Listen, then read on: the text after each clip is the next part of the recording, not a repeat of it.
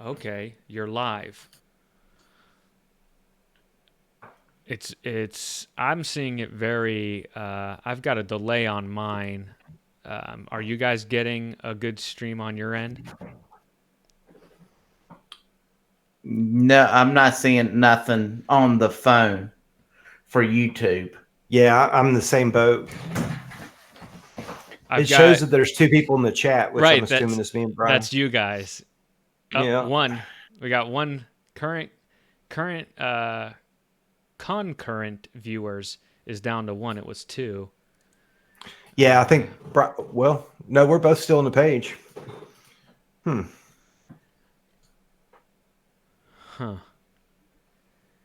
See, and I can't necessarily take you guys off because that's what I'm streaming from.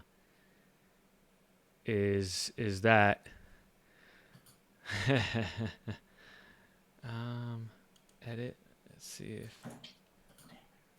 um,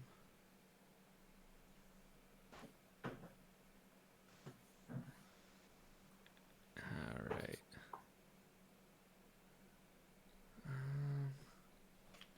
Let's see here. Maybe we can just record it and then pop it up later.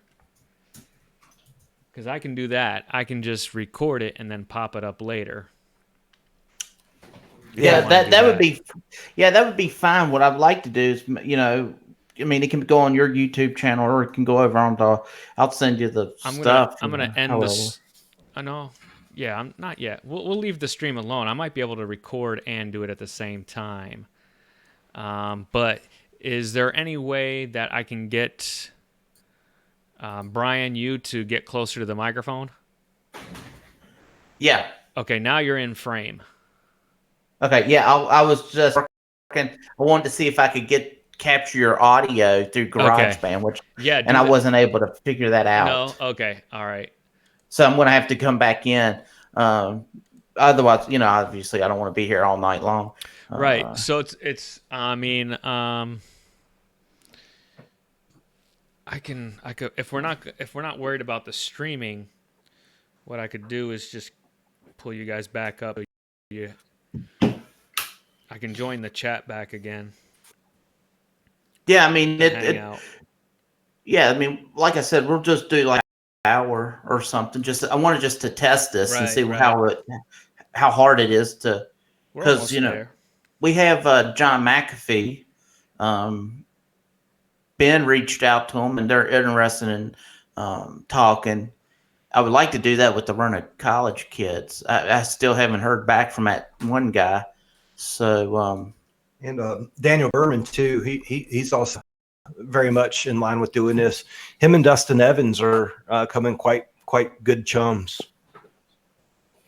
Let's mute myself again. How's it? No echo, right? You guys aren't getting. no, No, no sounds echo. good. Okay. All right. No. All right. I'm gonna go ahead and start the recording. So, But what we will can always edit out whatever we want to edit out right? since we're recording it. It's still live. And what we can do is just see how that turns out. Delete it later. Okay, yeah.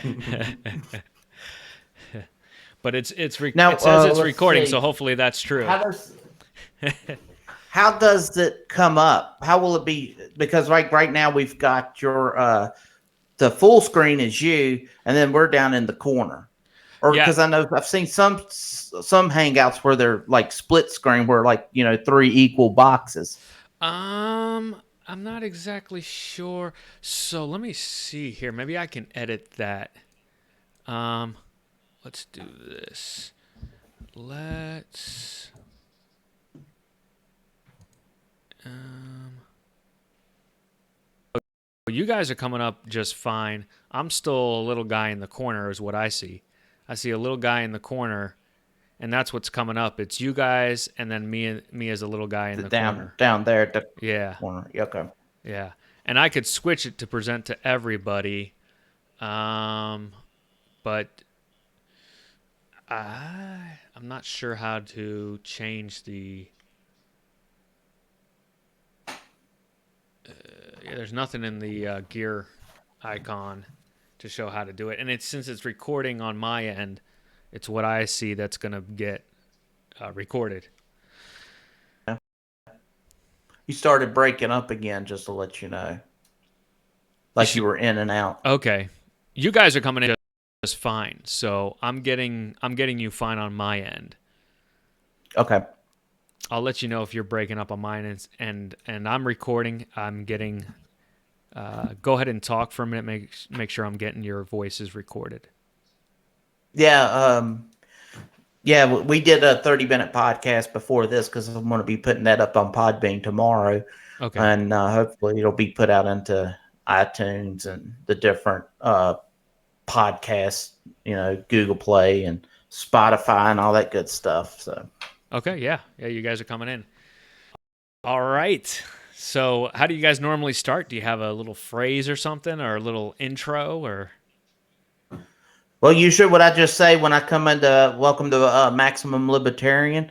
I'm Brian. I'm Ben. And I'm Paul. Yeah, wonderful. So yeah, since this is our first time going live on or trying to make a video with someone, we'll just do like a quick half hour or whatever, however long you want to do. I'm all good. So sounds good. Sounds good. Well, what's going on in the world of liberty? Well, a lot of good things are going on. We went down this past Monday to Abington, and we met with the Eastern Tennessee Libertarian Party. Is that They Abington, came over Virginia? Yeah. Okay. Yeah, we went down there because we're hoping to get a affiliate started there. And then we've spoke with the Eastern, like I said, Tennessee folks. And since they are pretty much in the same boat that we are, because it's very red in that area, but we're trying to so we're going to be working with them, hopefully, to build that area up.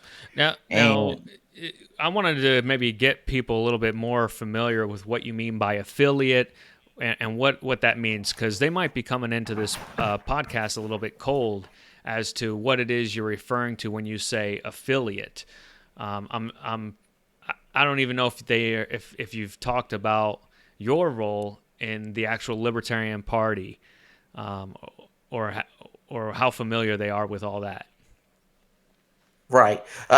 First of all, you were breaking up a little bit there, but I got the question. An affiliate would be like your local chapter. So the libertarians in that area, which might be, let's say, Abington, Virginia, or if it's Roanoke, Virginia, they would have a place, and that's where they would have like their executive committee, and it would have usually like a chair, vice chair, a treasurer, and a secretary, and then that way, if someone wanted to run for local office or statewide office, that's where they could get help. And they would also the affiliate would be used to distribute information and, spread the message of liberty throughout that area. That's what an affiliate is. Okay, so it's like a localized branch of the Libertarian Party. Right. Okay, so that's what you mean when you say affiliate. Now, if there's if there's a group of people out there, maybe they're listening to this podcast, maybe they're watching us on YouTube, if they wanted to, if that there's not a strong libertarian base where they're at, or maybe there is, but there's no affiliate that they're aware of, they first probably want to check to see if there actually is a current affiliate. Do you know how they do that? You would go to your state page. And so it's like right here in Virginia, it's lpvirginia.org.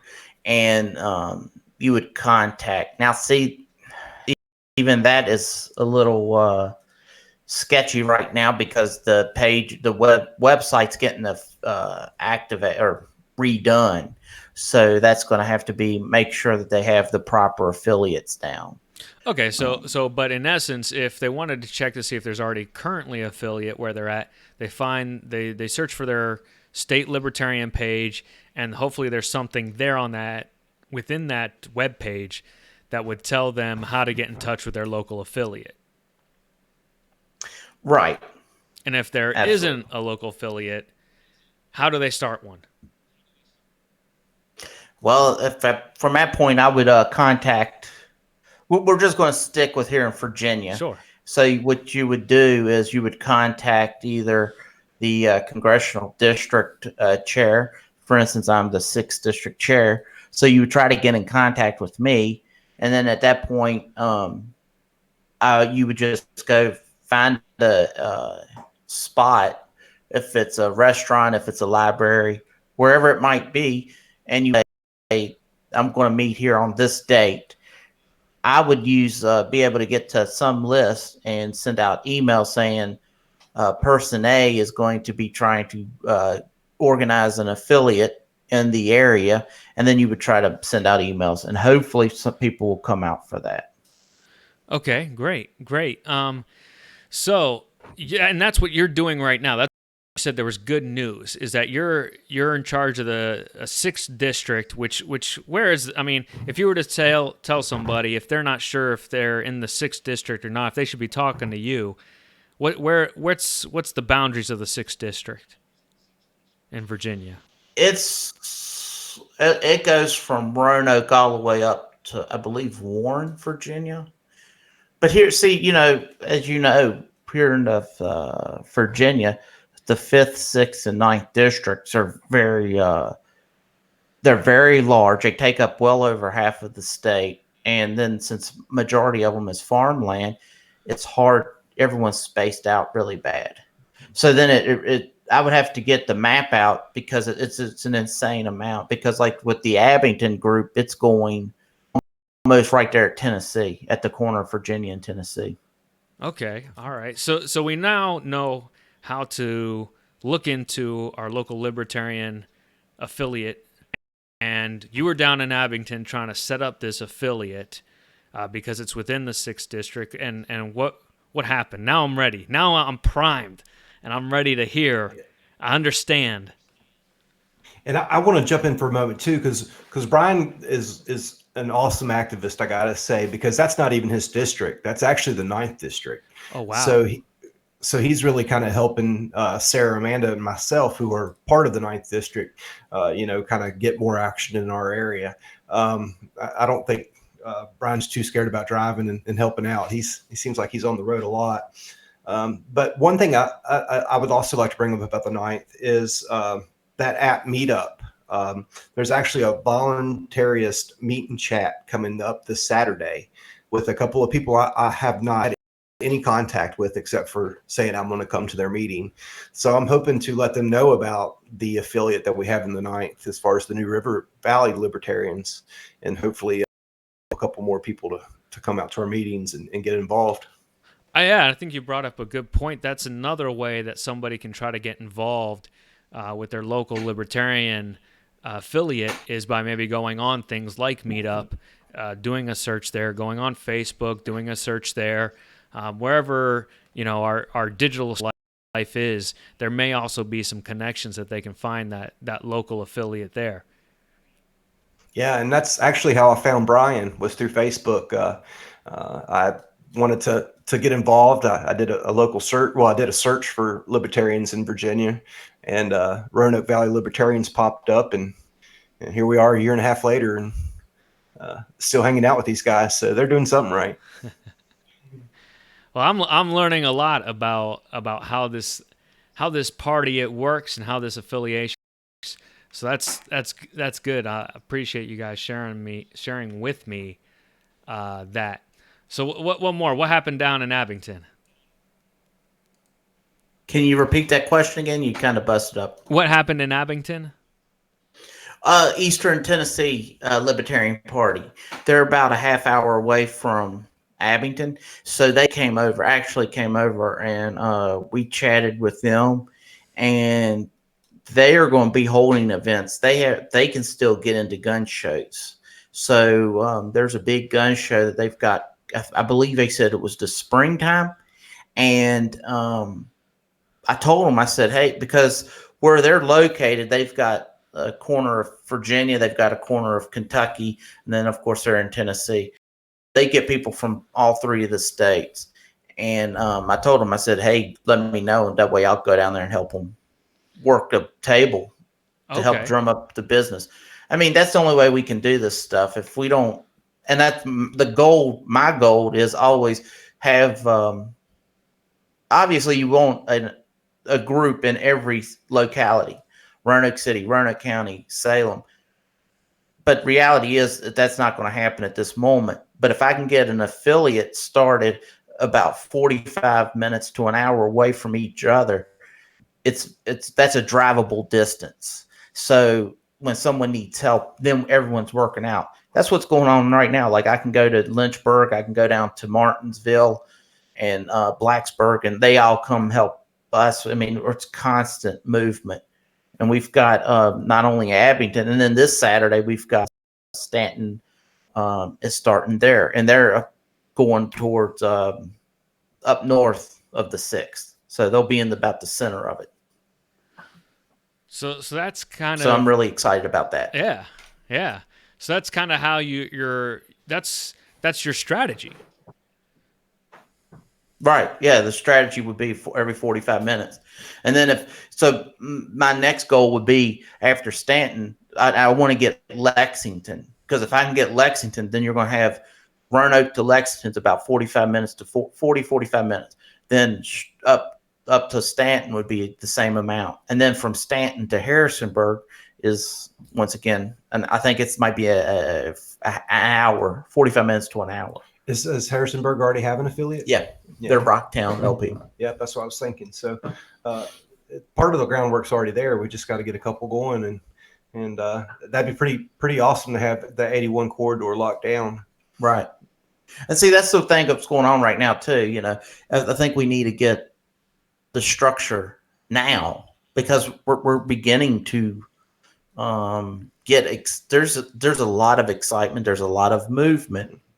And we need the structure so when people show up, we can just say, here's where we can fill you in. Or if they say, hey, this is what I want to do, then we go, okay, here's if you will, the department that you would go to. Yeah.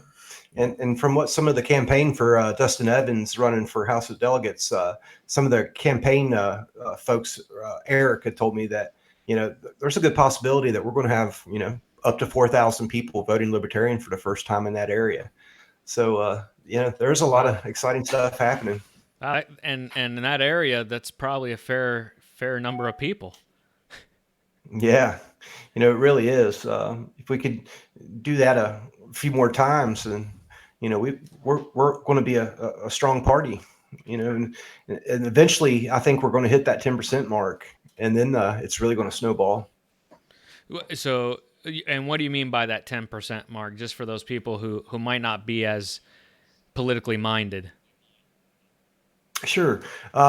Pretty much once you hit the 10% in a statewide race, at that point you become what they consider a major party.